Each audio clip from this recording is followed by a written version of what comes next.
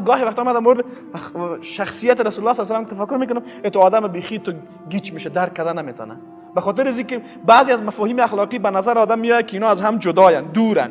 یعنی یک آدم مهربانی نمیتونه بسیار قاطع و شجاع باشه. همین تصور ما شما داریم نه؟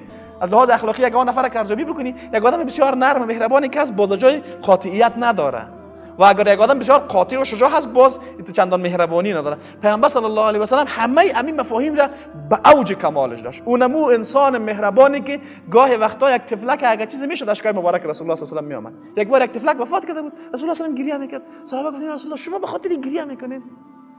رسول الله صلی الله علیه و سلم گفت این رحمتی است که الله در قلب هر بنده خواسته باشه میندازه.